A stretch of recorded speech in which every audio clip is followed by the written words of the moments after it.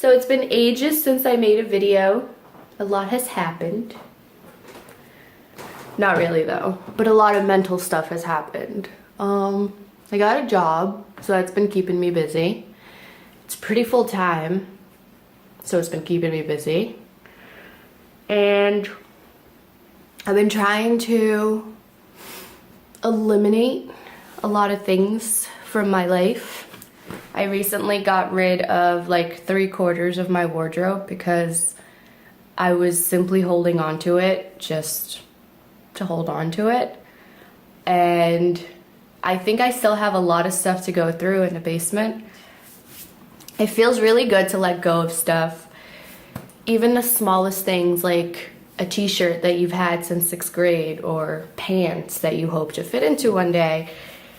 It's just no reason to hold on to items or make an item something that is valuable.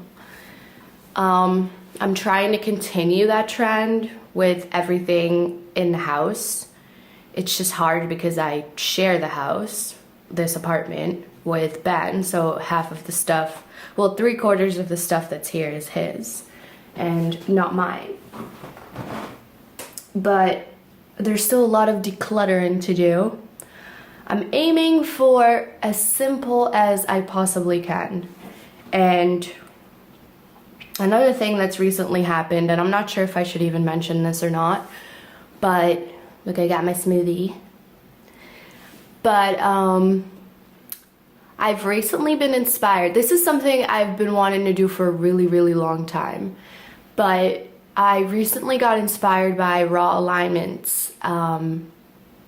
Elise is her name.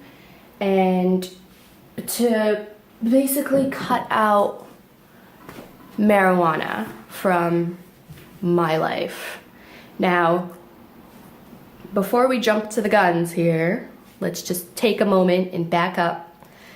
I'm not against marijuana. I'm not against marijuana users. I probably am one of the biggest stoners that I have ever encountered. I used it very, very heavily, and at the time, it was beneficial to me. It helped me when I got out of work to relax, to kick it. It helped me escape some of the chaos that was going on in my life. It helped me meditate and stay mellow.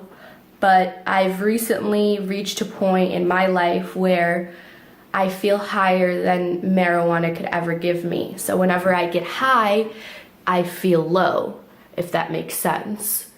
And I've recently, I would feel fine, I would be happy, and then I would get high and feel anxiety and overthink everything and slow down and not accomplish anything that I want. And it's always been something that I've been talking about for the past 2 months, and the only excuse I ever gave myself not to go for it is because everybody that is around me and that hangs out with me and is close to me uses it. So it's always there, always offered. So it's kind of not really a peer pressure thing, but it's just like, here you go. So it was hard for me to just say no, basically. It's almost like someone giving you free stuff and you saying no. But that was basically just an excuse that I gave myself, and I've decided to just go for it and see what happens. Now, it's only been a few days, so I should not even mention this because I could, again, just give up. But I think this time it will be different. I think I'm gonna stick with it. I eventually want to reach a point in my life where I am completely sober. I don't want to rely on alcohol, on anything, absolutely anything. I just want to be in the moment and live in the moment as sober as possible and as clear-minded as possible.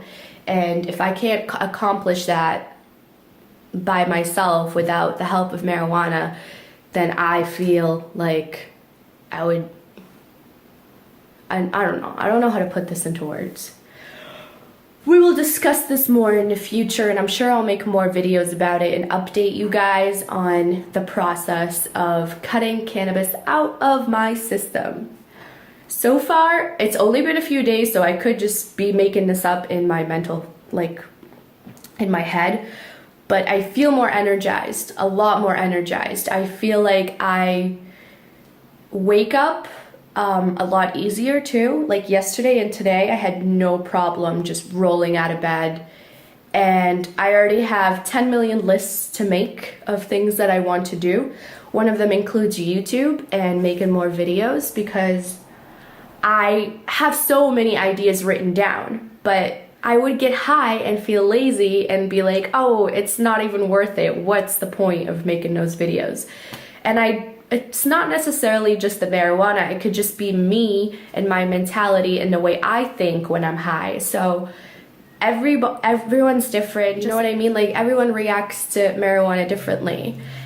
And so this is it's almost like a new step, a new phase in my life. And we'll see how it goes. And I really, really, really want to thank Elise from Raw Alignments because that video hit right on the spot. And she's such an inspiration. And yeah, so the video cut off, I don't know why. And so today we're driving 2.5 hours with our friends Brayden and Mackenzie, and we're going to this apple farm. It's all organic, and it's the only organic farm in Massachusetts that we found that has apple picking. And they also, again, back to the alcohol thing, ha ha ha. They have cider that they make with the apples they have over there, and it's organic. So I think we're gonna get like a bottle of organic apple cider, the alcohol one.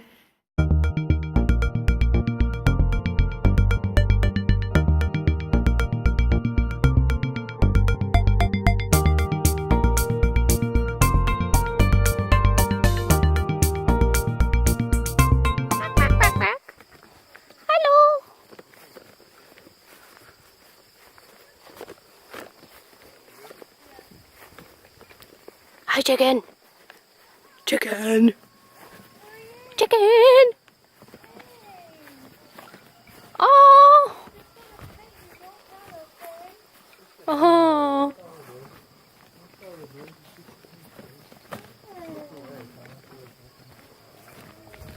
Chickens, come here. Hi. Hi. Hi. Hello. Hi. Hi. Hi.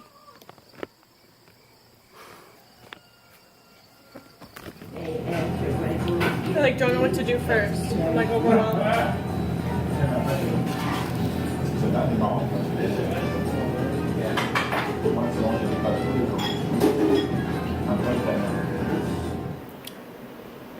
We are back from the farm. It took us 2.5 hours to get there, and it was kind of worth it, semi worth it, semi not. The apples were okay, they weren't that great, but we got a lot. So I'm gonna make a lot of juice with it. Maybe I'll have some apple pie recipes coming out. And I have these really, really, really delicious apple muffin recipes with this really nice crumble, and they're all vegan, and I've made them before and they're really good, but I'll show you guys what we got. So we got some grapes. I'm not sure what these ones are called, what kind, but you see how tiny they are, and they were like $3 for each one of these, which is pretty good deal since they're local and they were hand-picked, and these are Concord grapes.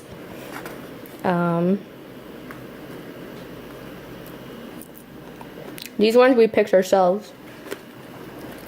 And this is all the apples we got. We got around 20 pounds of apples. So I'm gonna have to do a lot of stuff with this. And we have a Cleon over here. This is a Cleon. Cleon. Cleo. Cleo. And we got this cider that they make These ones are for Ben. I might try this one here and there. This one is really high in alcohol. It's like 15%. And it tastes like whiskey. They had a tasting over there, so we got to try all of them, except for one because it had honey. And we don't eat bee vomit in this house. This one is a hoppy one, and it tasted like beer, so Ben got that one because he's a beer drinker. And this one's really sweet, and it's like dessert. So you can't even have too much of this one because it's like way too sweet. So I feel like I could have like a little bit after dinner or something as a treat. And I don't know, I'm feeling like my alcohol phase is coming to an end soon. We'll see how life goes. But that's basically what we got, and that concludes my adventure to the farm.